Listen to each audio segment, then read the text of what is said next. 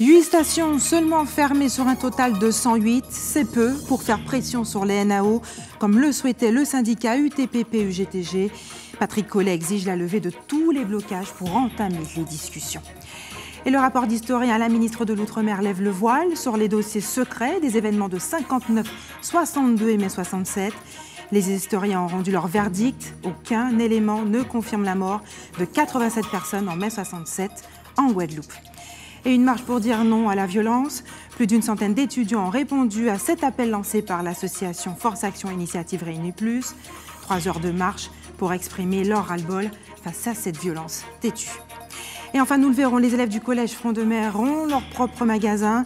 Entre bijoux et objets de décoration, le petit Front de Mer offre une large gamme de produits artisanaux disponibles à la vente. Découverte de celui-ci dans ce journal. Bonsoir, merci de nous accueillir chez vous ce soir. Beaucoup craignaient une pénurie d'essence aujourd'hui. Seules 8 stations-service sur 108 au total étaient fermées. L'appel lancé par l'UTPP-UGTG pour faire pression sur les NAO n'a pas eu l'effet escompté pour le moment, ce qui ne semble pas décourager les leaders syndicaux qui promettent une mobilisation crescendo. Quant au président du syndicat des gérants de stations-service, il exige la levée de tous les blocages pour entamer les discussions. Reportage Nathalie Dinan, Moïse Dexter et Patrick Curie. Les pompistes affiliés à l'UTPP-UGTG étaient venus négocier une plateforme de revendication avec les gérants. Un rendez-vous fixé il y a déjà plusieurs semaines. Ils ont trouvé porte close et pour cause, le syndicat des gérants refuse de s'asseoir à la table tant que les stations seront bloquées. Eh bien, ça qui est passé, qu'on a constaté, nous venons effectivement à rendez-vous là, puisque nous savons que nous avons un rendez-vous bon matin à l'hiver, pour effectivement éplucher les cahiers de revendication que nous posons à l'OGPSS. Nous avons constaté effectivement qu'elle peut fermer. Et depuis qu'elle peut fermer, on a reçu un message des collègues, où là, il a informé nous effectivement qu'après puis des semaines rendez-vous l'arrêté, il est étonné bon matin là de constater que certaines stations sont fermées. Donc pour lui, certaines stations ne sont pas fermées pour nous négocier. Je dis que pas jouer GBC avec nous, puisque nous avons là accepté effectivement qu'il y a nos petits bras secs, d'autant plus que nous avons été informés que certains gérants pas informés. D'accord? Depuis avis de grève là, il est surpris. Ça veut dire qu'on n'a pas fait travail là pour faire là. Il a fait une minorité, un petit coco à gérant. D'accord? Donc nous pas bien reprendre la nuit avec lui. Mais de toute façon, ça va renforcer la détermination nous aujourd'hui là, à amplifier effectivement la mobilisation là. Totalement fermer toute station qui est en Guadeloupe, de manière à ce que nous obligés qu'on la vienne pour nous discuter, éplucher les points de revendication que nous posons. Pour l'heure, 8 stations sur 108 sont bloquées. Pour se faire entendre, le syndicat promet de durcir le mouvement. Les stations sont déjà prises d'assaut depuis l'annonce de la grève. Nous avons essayé de contacter le président des gérants, Patrick Collet, qui pour le moment se refuse à tout commentaire. Affaire à suivre. Et oui, les stations-service étaient prises d'assaut dès hier soir, créant des files d'attente interminables. Que pensez-vous de ces mouvements de panique? On écoute vos réactions recueillies par Karen Diamin. Elle vous a tendu le micro. Ça ne sert à rien, quelque part, parce que les gens, ils ont leurs obligations. Je suis bien d'accord. Mais ça ne sert à rien parce que c'est toujours les mêmes qui en profitent. Donc nous, le petit peuple, on n'en profite jamais. C'est toujours les mêmes qui en profitent. Donc je ne leur dis pas de ne pas faire de queue, de ne pas faire de machin, parce qu'il faut bien manger, il faut bien vivre. Mais il faudrait quand même qu'en Guadeloupe, qu'on soit un peu plus conscient de certaines valeurs. Prendre d'assaut comme ça, je ne sais pas, ça paraît être la fin du monde. Mais il y a pire, hein? Il y a pire si on reste 2-3 jours sans essence. Il faut écouter un peu les revendications de certains, écouter ce qu'ils veulent pas. Et puis bon, on marche avec eux, quoi. Et puis s'il n'y a plus d'essence, on va faire avec. C'est un peu normal, d'autant plus que ces gens-là, ils ne savent pas si demain ils auront suffisamment de fioul, alors il vaut mieux prévoir que guérir. Vaut mieux guérir, enfin, vous avez compris ce que je voulais dire. S'ils ont déjà annoncé qu'il y aura une grève de l'essence, les gens doivent prendre le devant pour ne pas avoir de problème pour circuler. Bien, je pense que c'est une réaction qui est complètement absurde et ridicule, puisque c'est répondre en fait à la demande de ceux qui justement provoquent ce genre de réaction, en nous faisant croire qu'il y aura une pénurie de pétrole, il y aura une pénurie d'essence, alors qu'il n'y a absolument pas de raison de s'alarmer. L'essence, il y en a. Et on joue le jeu, et on joue un mauvais jeu, et on sera toujours des otages volontaires. Je pense que ce sont des personnes qui ont peur pour rien parfois. Des fois, ce n'est que des rumeurs de grève. Donc je pense qu'ils devraient prendre la situation au calme. Et voilà. Mais oui, moi je trouve que c'est un petit peu stupide, hein, parce que de toute façon, si on n'a pas d'essence, on n'a qu'à ne pas sortir chez soi. Pour moi. Hein. Les gens sont paniqués de ne pas avoir d'essence, donc ils perdent un peu leur patience et puis ils prennent l'échelle d'assaut. Bon, c'est normal, en même temps c'est pas normal, mais bon, je pense que c'est la panique qui fait ça, hein. C'est la peur de ne pas avoir d'essence pour aller travailler, tout ça. Et il faut qu'ils aillent travailler, chercher leurs enfants, donc ils ne vont pas faire ça à pied ni à bicyclette. Donc c'est tout à fait normal, je pense que les gens paniquent. Et plus d'une centaine d'écoliers étaient mobilisés ce matin pour dire non à la violence. Une marche qui a pris le départ à Boissard devant le local de l'association Force Action Initiative Réunie Plus. À l'initiative de ce mouvement citoyen, Moïse Exter et Patrick Curie leur ont emboîté le pas. On regarde leur reportage commenté par Nathalie Dinan. Pas moins de 130 élèves des écoles des environs ont participé au marathon contre la violence.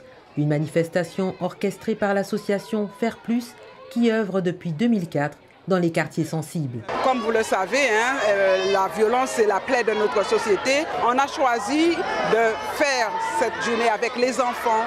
Pourquoi les enfants? Parce qu'effectivement, les enfants sont amenés à nous remplacer demain. C'est sur eux que pose la société de demain.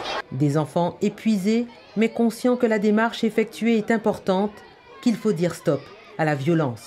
J'ai pensé que c'est très bien, ça fatigue un petit peu, mais que les gens comprennent que la violence c'est mal et qu'ils voient des enfants marcher. C'était une marche pour que les gens puissent arrêter d'être violents et qu'ils puissent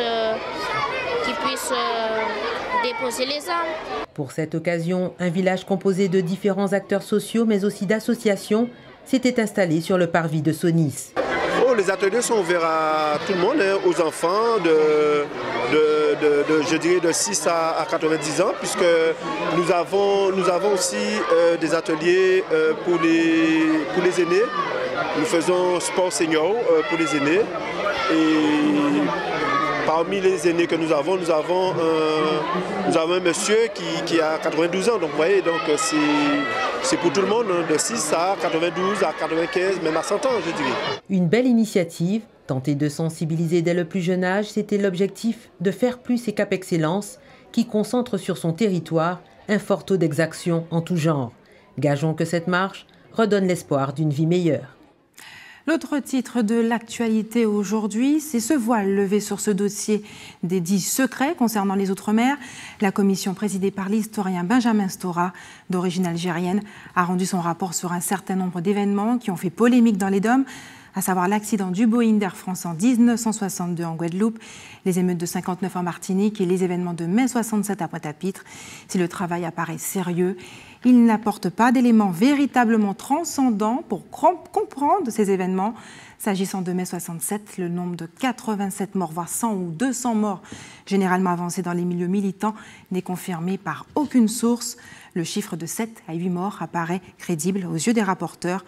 On regarde le reportage de nos confrères d'ATV Paris. Jusqu'à présent, l'État n'a commandé des rapports historiques sur des affaires ne concernant que la Seconde Guerre mondiale. Celui remis à Erika Barrage sur des événements de Guyane, Guadeloupe et Martinique en plein contexte de décolonisation est inédit. 3 événements qui ont profondément marqué les imaginaires politiques en Guyane, en Martinique et en Guadeloupe, et sur lesquels il était nécessaire de faire la lumière et d'affronter ce passé. Parmi ces événements, le crash du 22 juin 1962 en Guadeloupe d'un avion Air France avec à son bord des autonomistes antillais et guyanais. Le rapport d'enquête est resté secret d'État jusqu'en 2012. À l'époque, la rumeur d'un attentat s'est très vite propagée. Avec la commission, ce spécialiste guyanais en sait plus aujourd'hui. Le gouvernement refuse de le publier car la responsabilité de l'État est engagée partiellement dans cet accident.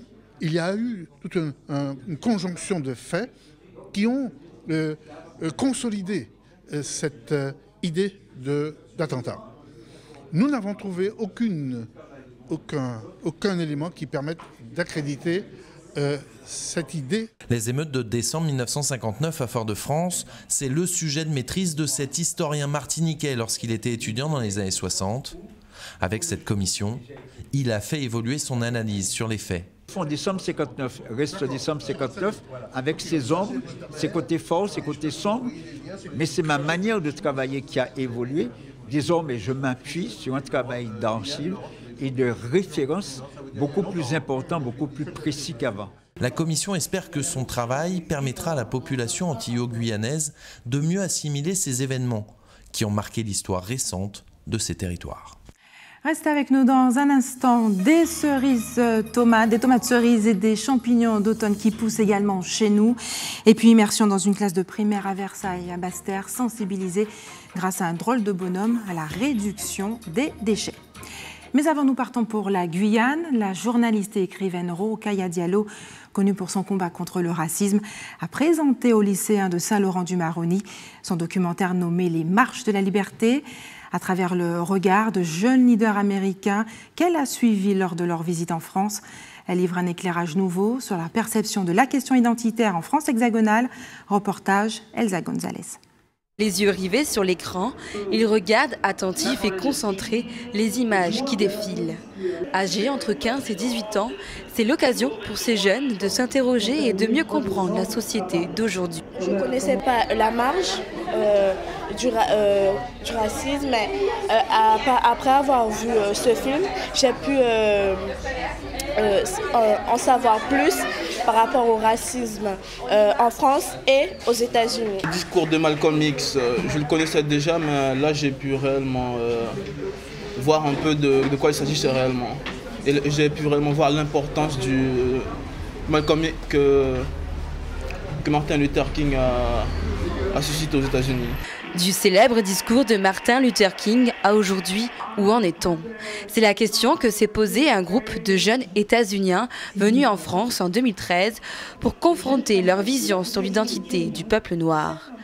Rokhaya Diallo a suivi ces individus dans tout Paris. C'est un documentaire qui suit des jeunes Américains qui découvrent la France à travers les questions raciales, en particulier la région parisienne. Donc ils arrivent en ne connaissant pas vraiment le pays, en connaissant tous les clichés sur la Tour Eiffel, la Joconde, etc. Et ils se rendent compte finalement en fait, qu'on est exposé à des problématiques assez identiques en termes identitaires. Par le biais de ce documentaire, elle a voulu faire un parallèle entre la crise identitaire que subit la France et celle des États-Unis. Journaliste et réalisatrice, elle est engagée depuis de nombreuses années dans la lutte contre le racisme. Un combat qu'elle mène jusque dans sa profession. J'en avais aussi assez de voir que les voix comme la mienne n'étaient pas représentées, parce que malgré tout, aujourd'hui en 2016, c'est très rare de voir à la télévision française des gens comme moi, des gens noirs, des gens issus des quartiers populaires. Et donc c'était la raison pour laquelle j'avais envie de m'impliquer. Et je pense que malheureusement, on n'y est pas encore, il y a encore du travail et j'espère que d'autres générations auront envie de représenter un petit peu les invisibles. Ce soir, une diffusion tout public au cinéma Le Toucan présente le film De Paris à Ferguson, coupable d'être noir. Un débat avec la réalisatrice est également prévu. Les personnes en situation de handicap doivent pouvoir rencontrer les mêmes opportunités professionnelles et réaliser la carrière qu'elles ont choisie. C'est l'objectif que s'est fixé l'État. Ce souhait est-il devenu une réalité? Dans le cadre de la 20e édition de la Semaine nationale pour l'emploi des personnes handicapées, les professionnels du secteur vont créer en tout cas une dynamique pour favoriser les échanges avec les entreprises. Gilbert Congré, bonsoir. Bonsoir. Merci d'avoir accepté notre invitation ce soir. Alors, il s'agit bien de cela. Gilbert Congré, vous êtes le directeur général de la PAGE, l'association pour adultes et jeunes handicapés en Guadeloupe. Merci d'avoir accepté notre invitation. L'enjeu de cette semaine, c'est bien de valoriser les compétences de ces personnes porteuses d'un handicap. Mais quelles sont finalement leurs forces de travail ? Les compétences qu'ils vont présenter justement aux entreprises. L'entreprise aujourd'hui, par la loi, doit payer la taxe AGFIP dès qu'elle a plus de 10 salariés. Il y a un pourcentage de la masse salariale qui est versée à la GFIP. L'État propose, le législateur a mis un dispositif pour que l'entreprise, au lieu de payer, embauche, donc pour qu'elle devienne une entreprise citoyenne, un peu comme l'Europe demande aujourd'hui une entreprise responsable socialement, ou alors sous-traite. Quand elle ne peut pas vraiment embaucher parce qu'elle n'a pas de poste, elle ne voit pas son développement avec une embauche immédiate. Donc elle peut faire appel au secteur protégé avec les ESAT, les entreprises adaptées, pour pouvoir effectuer des prestations dans le cadre de leurs besoins. J'ai envie de demander en fait, qu'est-ce qu'elles sont capables d'apporter à une entreprise? Parce que c'est ça finalement, un salarié c'est une force de travail. Qu'apportent les personnes en situation de handicap à une entreprise? Un savoir, des compétences, de nous expliquer. C'est ça la crainte finalement des chefs d'entreprise. Alors c'est pour ça qu'il faut sans cesse revenir sur ce travail-là, inlassablement, parce qu'il y en a qui franchissent le pas. Et donc, dans le cadre de l'opération de la Semaine nationale, nous, on prend, nous, les professionnels de ce secteur, on les rencontre pour leur dire voilà les dispositifs qui sont en place. Il y a les ESAT, il y a Cap Emploi, il y a les entreprises adaptées. Nous sommes là plusieurs porteurs de la situation de handicap, des personnes en situation de handicap en Guadeloupe, et on a la capacité à partir de ça de porter des réponses au lieu que vous payez la taxe AGFIP. Ça fait encore vivre l'économie et ça permet à un certain nombre de personnes, 1845 personnes en situation de handicap inscrites à Pôle emploi, plus de 600 personnes dans les ESAT que nous gérons, de trouver un emploi ou en tout cas de se préparer à l'emploi avec le travail que nous faisons chez nous. Quel type d'emploi ou quel milieu de travail leur convient le mieux ? Tous les types d'emplois que nous avons en fonction de leurs compétences. Par exemple, on a aujourd'hui en Guadeloupe 6 ESAT avec Marie-Galante qui offrent des métiers en espace vert, en cuisine, en mécanique automobile, en imprimerie, en conditionnement, en repassage, en couture. Bref, il y a toute une palette possible qui nous permet de répondre à l'entreprise en fonction de ses besoins. On a des activités en plomberie. Donc tout ça, le chef d'entreprise aujourd'hui, sa préoccupation, c'est de produire des biens et des services. Il ne sait pas ce que c'est que l'handicap. Donc il a besoin de rentrer en contact avec des professionnels comme nous pour l'aider dans cette démarche et à partir de ce moment-là, lier un dialogue qui va lui permettre d'avancer sur ce chemin-là. Alors demain, vous organiserez un cocktail thématique sur l'achat solidaire qui se déroulera à la terrasse événementielle du MACT. De quoi s'agit-il? Alors c'est un concept que nous avons créé avec le PRITH, avec M. Jean-François Bourguignon, de manière à ce que les gens comprennent quelle est la démarche de la solidarité par rapport à cette action. C'est-à-dire, je suis une entreprise citoyenne, je m'intéresse à cette question-là dans mon département ou dans mon pays, et je vais rencontrer des professionnels pour voir, par rapport à ma perspective de développement, par rapport à mon besoin, je vais saisir cette opportunité de solliciter un ESAT pour me régler mon problème de conditionnement, mon problème d'espace vert, mon problème de plomberie, etc.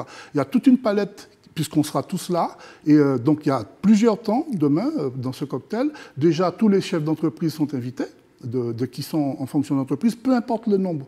Qu'ils aient 10 ou moins de 10, ce n'est pas grave. L'essentiel, c'est qu'ils viennent nous rencontrer, qu'on échange sur cette question-là. Nous, on a le savoir-faire. À partir de ce savoir-faire-là, on va leur porter les réponses adéquates, puisqu'on sera tous présents. Et si un n'est pas compétent, il pourra suggérer la démarche. Ça, c'est le premier niveau. Le deuxième niveau, on va avoir des témoignages d'entreprises telles que la CAF, telles que la CGSS, qui ont déjà franchi le cap, soit par l'embauche ou soit en donnant à traiter des plateaux techniques chez eux à nos équipes.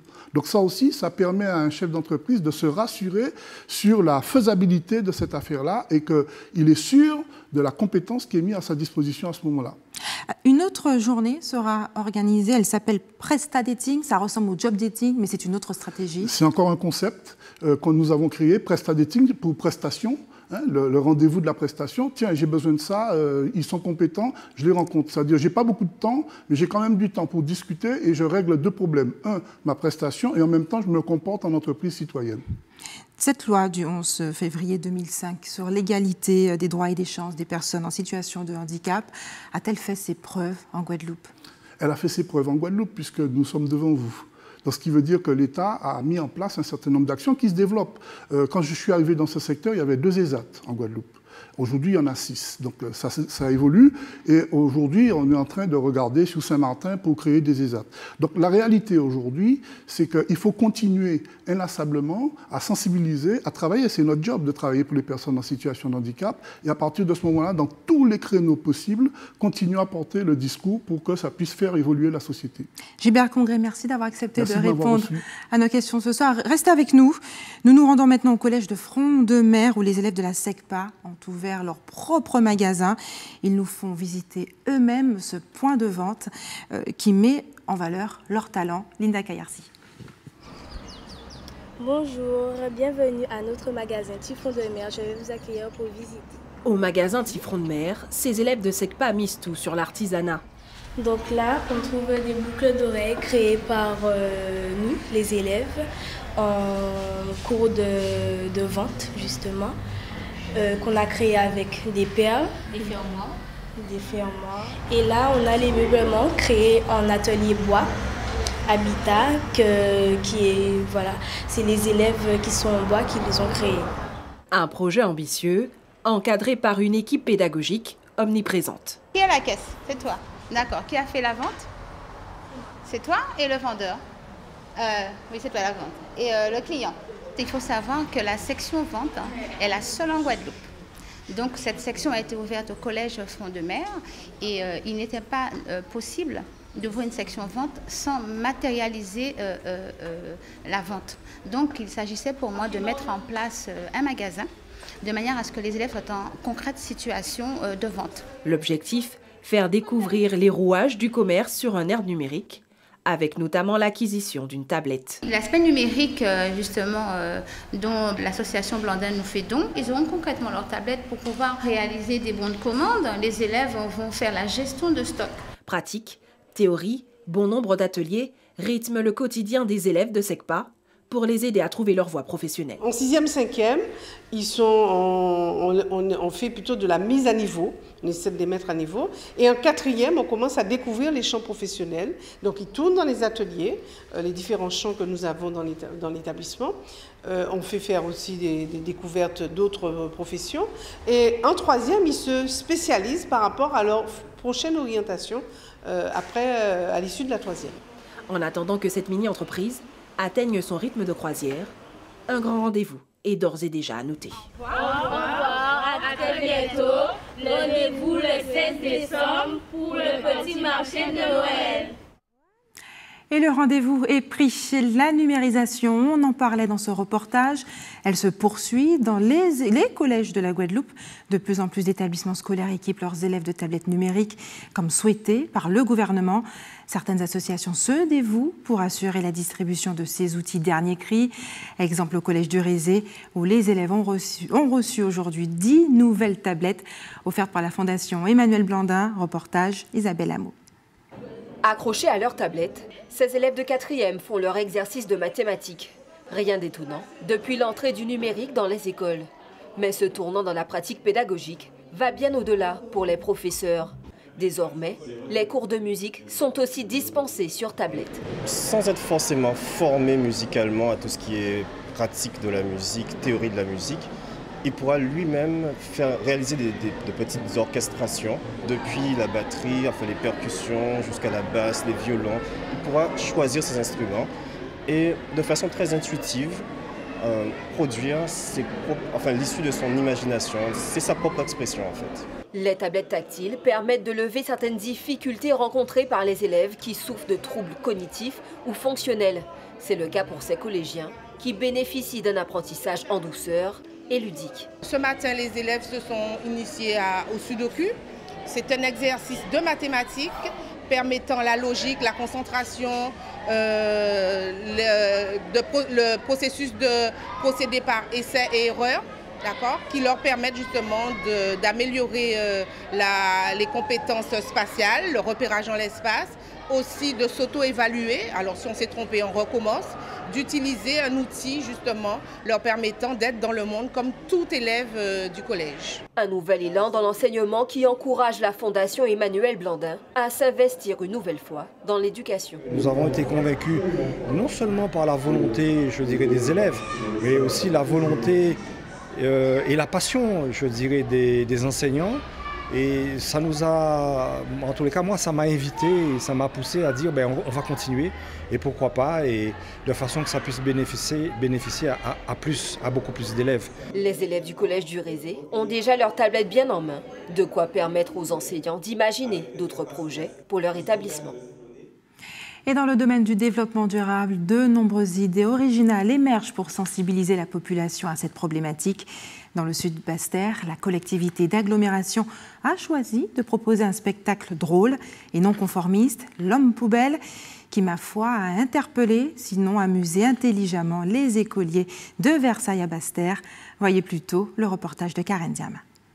Donc j'ai fait tout ce costume-là pour réduire, pour que les gens se rendent compte que plus on amasse de poubelles, et moins on a du mal à se déplacer, moins on a du mal à être vivant sur cette terre. Dans son costume entièrement fait de déchets, l'homme poubelle apprend aux élèves à préserver leur environnement. Lui, il nous a dit qu'il faut recycler, il ne faut pas jeter les déchets dans la nature, sinon on ne pourra plus vivre, on ne va être plus là.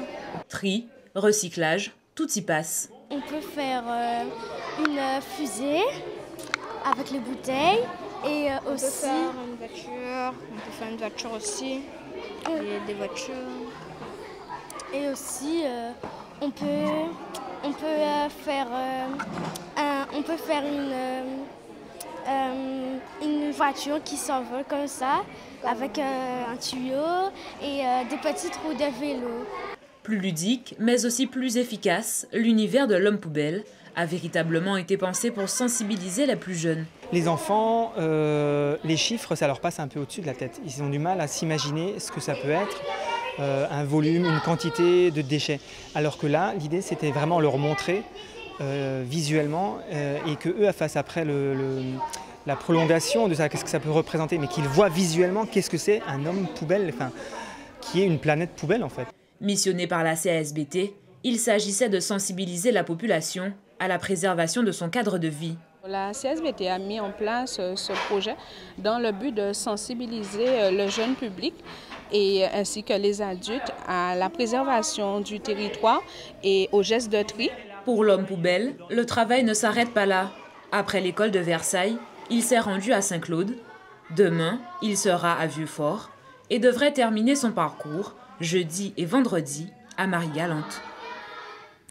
Faire pousser des fruits et des légumes des zones tempérées méditerranéennes sous nos latitudes, c'est possible. En Martinique, quelques agriculteurs ont relevé le défi. Ils sélectionnent et produisent leurs propres semences. Regardez. Trouver un dachine, un fruit à pain ou de l'igname sur nos étals n'étonne personne, mais il est déjà plus rare de pouvoir consommer des tomates cerises.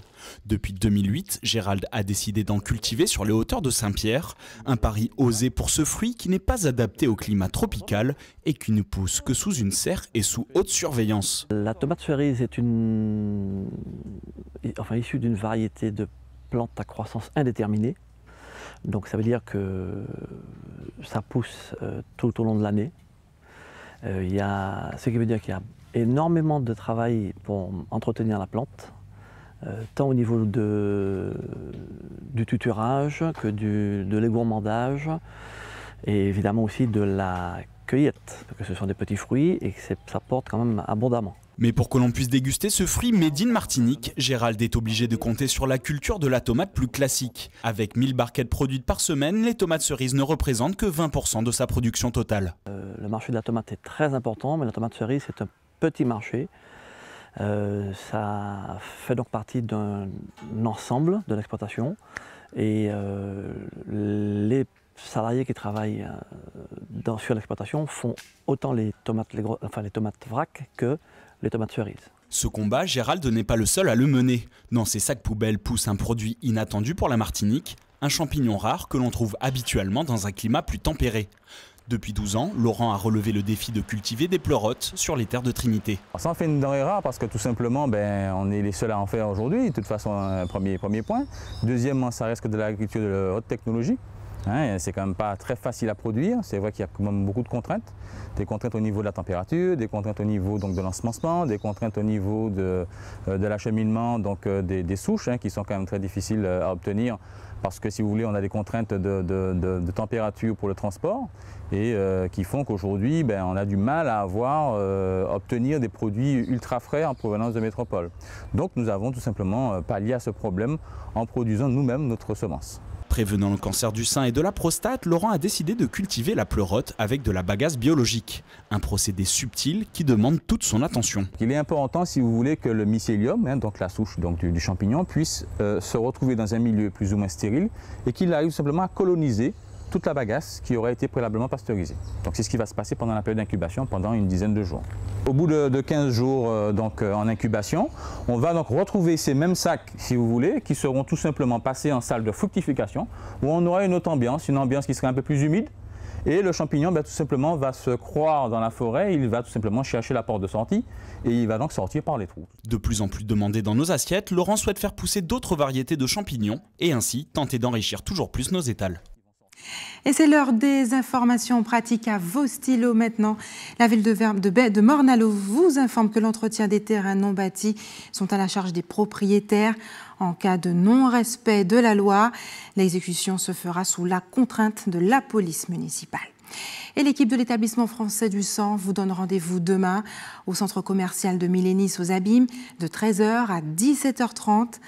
Et enfin, si vous êtes témoin d'un événement, n'hésitez pas à nous contacter au 0 590 60 11 2 fois ou à nous envoyer vos informations et indiscrétions à rédaction.atv.gp. C'est la fin de notre édition locale et régionale. On se retrouve dans un court instant pour le rappel des titres.